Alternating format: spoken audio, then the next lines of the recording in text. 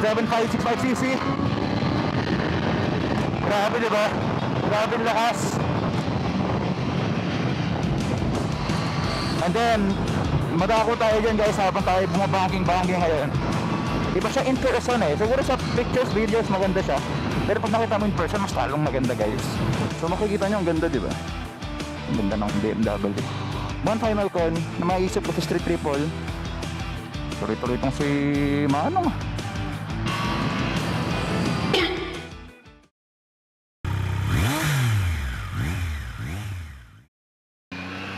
Good morning guys, what is up? Motolon here, and we are back with another vlog. So for today's vlog guys, mag-review tayo ng motor. Specifically my personal motorcycle, the 2024 Triumph Street Triple R. So more than 1 month na sa akin itong motor na to, and nandito tayo ngayon para reviewin ito. Okay, let's go guys. Daming tao ngayon sa Don Bosco, pero hindi ko alam kung anong meron. Daming sakyan, daming nakapark.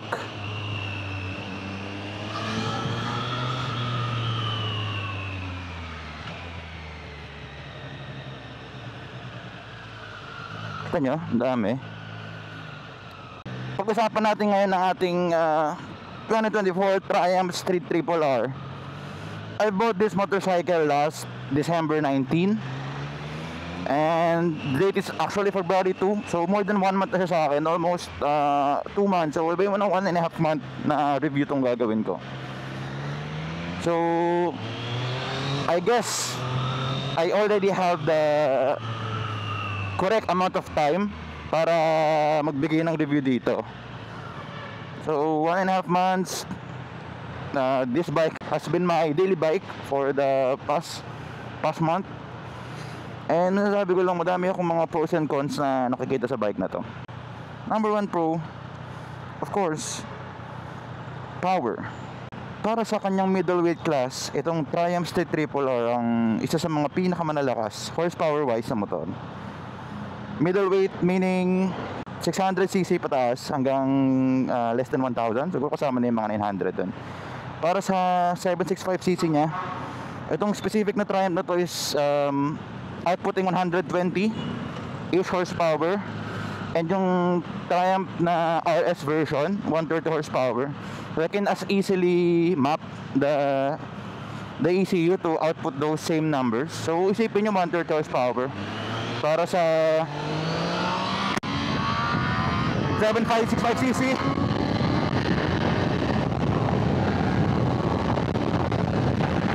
Grabe, diba? Grabe yung lakas. So power wise, no problem dito sa bike na to. Actually isa to sa pinakamabilis na bike sa segment niya. I think it's even faster than the MT-09 eh, and also the Duke 890.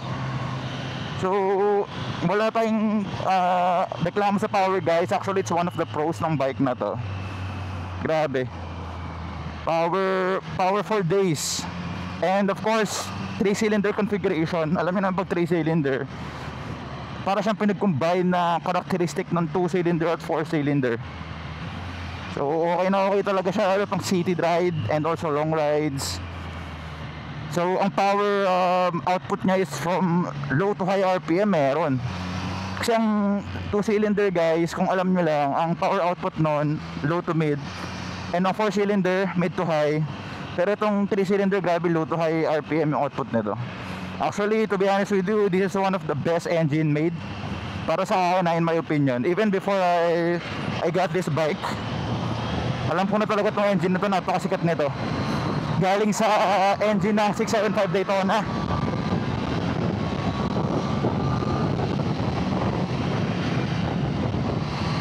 And then madako tayo dyan guys habang tayo bumabangking-bangking ngayon. Second pro ng bike na to is the handling. Grabe, kung makikita nyo yung handling sa mga ginawa kanina, yung konting banking, napakadali niya i-banking guys. And hindi lang sa madali siya i-banking, kahit yung ano na guys, yung pag-banking mo sa kanya, very confidence inspiring ang mga tawag doon. Sarap niya banking. So that's the second pro. The third pro na nakikita ko dito is actually sound niya. Yes, oo. Naka ano pa ako, naka stock exhaust pa ako. So mahina pa siya. Pero kahit mahina siya guys, rinig nyo yung ano niya eh, yung sound niya eh. Imagine guys, pag ito pina-exhaust ko pa, napakaganda ng tunog nito. Actually some people consider this bike one of the 3 best sounding bikes ever. So mga pinagde-debate dyan, R1M, and then Aprilia of course, the RS V4 na parang Leon, and then kasama rin dyan itong Street Triple and also the H2R syempre. So it's one of the best sounding vehicles out there. So pagdating sa sound, wala talaga, sobrang ganda niya, wala kayong marereklamo dito. Okay, fourth pro for me is actually the technology. So itong Triumph Street Triple na to, ang technology nito kompleto guys. So from the 6-axis IMU meron to. So quick shifter up and down, tapos traction control, ABS, riding modes. And di ba nabanggit ko may 6-axis IMU siya. So yung traction control niya may kasamang cornering traction control and also cornering ABS. So basically that makes sure na mas safe ka sa bike mo and also mas mabilis ka sa corners kahit ka-gas ka or magbe-brake ka man. Yun yung purpose nun. So pagdating sa technology guys, kompleto to. Actually the RS also has the capability or the option for you to install the cruise control. Pero dito sa R wala. Pero more than enough na tong technology na itong motor na to. Actually ako, di ko na masyadong gusto yung cruise control din. Parang di ko siya masyadong gagamitin.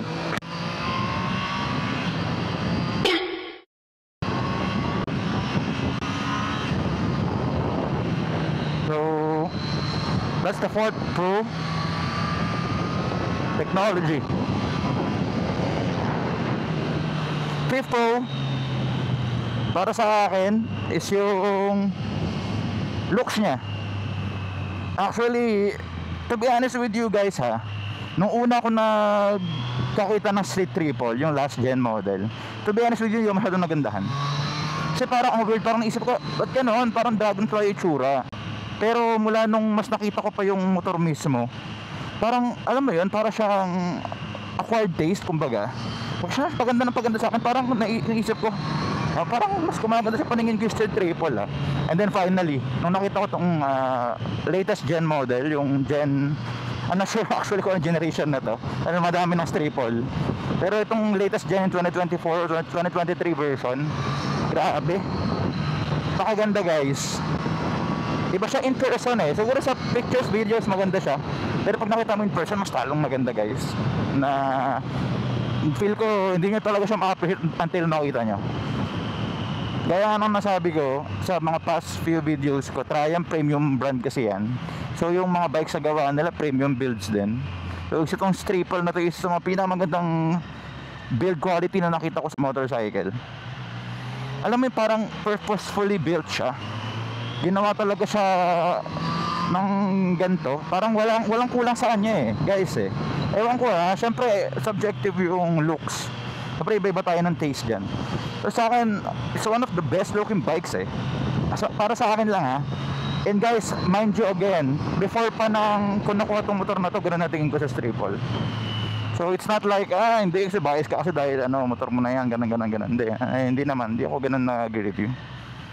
So very okay siya sa akin. Okay, medyo traffic lang dito. Guys, ang init. Hindi ako pag-jacket. Init ng panahon. Pero okay lang yan. Kakayanin yan. Okay guys, 6th Pro for me is the brand itself. Kasi para sa akin, diba yung Triumph, gaya na nasabi ko, Triumph is one of the most premium brands sa market ngayon. So para sa akin, ka-level ng Triumph ang mga BMW at saka Ducati. So mga European bikes. And totoo naman yun, wala namang doubt talaga dun. So parang ang inaano mo sa Triumph, binibili mo talaga sa kanya rin yung pagiging premium niya. Check muna natin tong motor. Pakita ko sa inyo yung tsura para ma-appreciate nyo din. tayo mag-move on sa next Pro niya. So makikita nyo ang ganda, di ba? Actually, nasabi ko nga sa inyo, yung RS mas maganda dito kasing colorway. Yung one of my most favorite colorway yung cosmic yellow ng RS. So napakaganda din nun. And then yung DRL niya mas halata pag sa RS. Pero ito, kita na rin siya. Pero mas madilim siya kumpara sa RS. So ayan guys, kung makikita nyo, kahit yung build quality niya, kahit yung mga lines guys, wala siyang wala siyang parang kulang. Parang lahat talaga ginawa para sa kanya. As weird as that sounds. Kasi actually ako nagagandaan din ako sa MT-09. Pero aminado ako yung MT-09, lalo yung Gen 3, yung last gen model, medyo parang kulang siya. Pero itong Street Triple talaga kompleto eh. Wala ka talaga marereklamo dito. Ang ganda ng itsura guys oh. And then again, isa mga pros niya yung sound. Sabi nabanggit ko sa inyo, stock pa to guys ha. Imagine if papa-exhaust ko to. Of course papa-exhaust natin to, pero sa future gagawa tayo ng vlog about dun. Ayan, ganda. Street Triple. Okay guys, next Pro, check natin dito. Next Pro nitong motor is, if napanood yung past vlog ko, hopefully napanood nyo kasi may mga info akong binigay doon, pero ilagay na rin natin dito. Kung makikita nyo guys, ang next service interval ng Street Triple ko is January 2026 na. So next year na, or 9,502 kilometers. So yun sa mga pro din ng, actually not only the Street Triple but the Triumph bikes in general, is yung long service interval nila. So yung kagandahan sa Triumph, kahit sabihin na lang medyo mas pricey yung service, at least mas matagal yung interval. So hindi siya katulad na ibang bikes na every 3 months or every 5k odo papa-maintenance mo na. Ito every 1 year or 10,000 odo. Actually other Triumph bikes 16,000 odo bago may pa-maintenance eh. Pero itong Street Triple nasa 10,000 siya, which is more than enough kasi yung past bike ko every 3,000 odo mina-maintenance ko na yun eh. So very good job on that Triumph. Speaking of which, madako naman tayo sa mga cons ni Street Triple na related din actually sa maintenance. So nasabanggit ko nga na yung maintenance niya is mahaba yung interval, pero banggitin ko rin sa inyo na syempre Triumph sa premium brand, yung presyo ng mga maintenance is actually a bit pricey guys. Dahil premium brand siya, medyo mahal talaga kahit yung service and also the parts na andito sa motor na to. So ayun lang naman yung medyo number one con, or medyo, actually kung bibili ka naman nitong Street Triple, I guess di mo paproblemahin yan. Pero kung ayun, gusto mo parang medyo tipid sa maintenance, sa bayad every maintenance, well, this bike is not for you. Pero kaya nabanggit ko, I think okay lang kasi matagal naman service interval niya. Okay, second con nitong bike na to para sa akin, or maybe this is also applicable in all of the European bikes in general, pero it's a coin itself, the price I guess. Kasi itong price na to guys, para sa R model, itong R version, itong Street Triple, it's 707,000. Actually itong color nito 695, and then yung white is 707. So for that price guys, medyo mahal siya para sa 765cc kung sa cc tayo mag-base. And also for the RS model, nasa ano na siya, nasa 857,000. Yun ang mahal talaga. Medyo ano talaga yung RS model.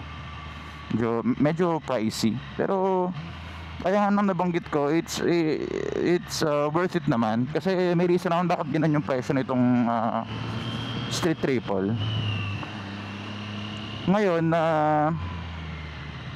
madami sa atin, lalo sa ating mga price conscious na mga Pinoy, price conscious na tao, is naano tayo sa presyo. Gusto natin ay ganyang price, dapat ano yan, madami na CC yan. Kasi for example yung Z900, di ba guys, kaya na ba Z9 500,000, 550 plus, ay meron na siya meron ka na 900cc na motor. So ayun, kung ikukumpara mo ito, bukas sabihin mo ay 765cc tapos 700,000 or 800,000, parang lugi ako dyan sir Pero again, that's not how it works. You have to also consider the brand itself. Siyempre Triumph, sabi ko nga sa inyo, it's one of the premium brands. And then yung performance mismo ng motor, yung handling niya, yung brakes niya, ganon kapag nagtitingin ka ng motor. So hindi lang dun sa CC. Kasi actually guys ha, ayaw ko maka-offend ng mga tao. Hindi naman siguro offensive na sabihin ko, pero the 765 Street Triple is faster than the Z9 eh. Yun kasi talaga yung ano eh, kung sa bilis lang ang pagbabasehan mo. So it's not all about the CC. Of course the CC plays a big role sa pagbili ng motor, pero it's not all about the CC guys. So technology, consider nyo yung handling, yung brakes, consider nyo lahat yun. Kaya para sa akin guys, okay na okay talaga tong Triumph Street Triple. Lalo if you're thinking na masyado siyang mahal, pero it's not guys, kung sa ano ng bike talaga, compare mo yung makukuha mo sa bike. The third con dito sa motor na to is yung gas consumption niya. Actually guys, tong motor na to, pinandi-daily ko to. So punta sa malls o kaya punta sa work, ito ginagamit ko kahit EDSA. So for reference guys, ang consumption ko pag sa city driving katulad nito, makikita nyo dito guys, ayan, 13, 14. Kasi pag traffic nasa mga 12 or 9, umaabot pa ako ng 9 minsan pag sa EDSA. So medyo malakas talaga yung gas consumption nya. Pagka highway driving guys, nasa mga 18 to 20. Pero pag in-average mo, nasa mga 15, 16 pa din eh. Kaya ganun yung average fuel consumption ko guys. Kaya medyo ano pa rin, mataas pa rin yung ano talaga, yung presyo. Pero gaya nga nasabi ko guys, I don't think it's really a con kasi bibili ka ba ng ganitong motor na 130 horsepower na motor, tapos ano diba, expect mo sobrang tipid sa gas? Hindi naman siya ganun talaga. So I think that's a given already. Hindi na siya talaga con. Pero ayun, kung gusto siyang i-count sa con, yes, technically it's still a con. Okay guys, another con is yung temperature nya. Actually, itong temperature na to, it's not that bad naman. Ang ganda ng BMW. It's not that bad yung temperature niya kumpara sa ibang Eurobikes guys. So if we check ngayon, it's 5 out of 8. So may 8 bars, laging 5 bars ang temperature ko. So kahit nasa traffic, gaya na sabi ko, daily ko to guys. So napapasabak to sa mga EDSA traffic. Alam nyo naman pag weekday, di ba? Ano, medyo matraffic talaga sa EDSA. Pero never pa akong umangat ng 5 bars. So lagi siyang 5 bars kahit na malamig. Actually 5 bars pa rin siya. So feeling ko yun talaga yung temperature ng motor, 5 bars siya. Pagka nakahinto ko sa traffic guys, kunyari matagal kang nasa traffic, medyo ano lang siya, medyo mainit lang siya sa legs. So it's not the kind of bike na tuloy-tuloy itong si Manong. Hindi siya yung kind ng bike na pwede mo siyang gamitin na naka-shorts ka. Pero I guess di ko talaga naman nare-recommend na mag-shorts kayo or kahit mag-sweatpants kayo habang nagmamotor or gumagamit ng big bike. I guess okay lang siya kung ano, mga scooter. Pero hindi ko pa siya mare-recommend guys. Actually ako, lagi akong pants kahit na naka-scooter. Pero ayun, kaya na nasabi ko, high temperature siguro magiging con yun sa ibang mga tao. Pero nasabi ko, kung naka-pants ka naman, okay naman siya. Pero sa traffic lang talaga, umiinit lalo yung sa right part ng legs mo. Medyo mainit talaga siya. Pero okay naman siya para sa akin. Gaya nga nasabi ko, yes, umiinit siya pagka sobrang hinto sa traffic. Pero hindi siya nag-overheat. Laging 5 out of 8 lang yung temperature niya. So I'm very thankful for that Triumph. Hindi ko alam, ang ganda ng pagkakagawa nung Triumph dito sa Street Triple kahit sa temperature.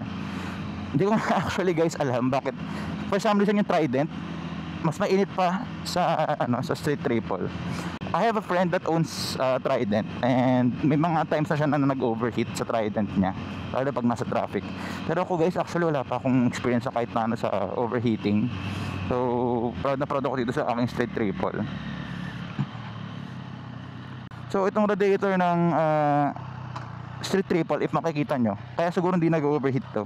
So dahil dun sa radiator, tignan nyo gaano kalaki radiator nya. Ayan, ganyan kalaki oh. Kasi radiator na sports bike eh. Gaya na, well, technically yung Street Triple nga, di ba, based sa Daytona siya. Daytona frame, Daytona engine. Tapos Kahit siguro tong ano, radiator, baka galing sa Daytona to, kaya medyo malaki. Kaya siguro hindi talaga siya umiinit guys, kahit na stuck ka sa traffic. And then, one final con na maisip ko sa street triple after ng 1 month is actually the pillion seat. So yung pillion seat na yan guys, makita nyo diba medyo malaki naman siya, okay naman. Pero si OBR hindi siya komportable masyado sa pillion seat na to. So yung past bike naman yung Dominar, mas trip niya pa kasi dito sa pillion seat itong street triple. Kaya yun lang, medyo may reklamo lang. Pero guys, gaya na nasabi ko sa inyo, yung street triple din naman siya ginawa para sa passenger talaga, ginawa siya para sa rider. Dito sa main seat ito sobrang lambot guys, wala akong reklamo. Ito yung lambot diba, daliri ko pa lang. I'm barely pressing the seat. And grabe yung width nyo, ang laki. Pero itong pillion seat guys, kung balak nyo bumili ng triple para sa back ride nyo, I wouldn't recommend it, sa totoo lang. Dahil medyo maliit yung pillion seat, tsaka mabilis dumulas yung mga back ride nyo dito. Pero ayun, gaya na sabi ko, daily ride ko to. And lagi umaangkas si misis ko dito, so mapagtsatsagaan naman, pero yun nga, I wouldn't recommend it. And also, hindi wala akong ability na lagyan ng top box tong si street triple. So ayun, kung gusto nyo mag top box or mag tour gamit yung street triple with your OBR, nahihirapan kayo guys. Yun lang naman yung naisip kong cons ngayon sa street triple after my 1 month review. If you actually check the pros versus the cons, grabe sobrang ganda ng pros itong street triple. Wala akong mareklamo talaga dito na maayos. Yung mga cons, alam mo yung mga nitpicky cons na lang yan. Pero yung ano talaga, yung pros nya, it outweighs the cons talaga. And also itong street triple track monster to, so abangan nyo guys. Gagawa tayo ng vlog sa future about the street triple going to the track. So very exciting yun guys, never pa ako nag-track. Pero itong street triple parang it would be a shame kung hindi ko ito ita-track, dahil ginawa to para sa track kahit na street yung pangalan niya.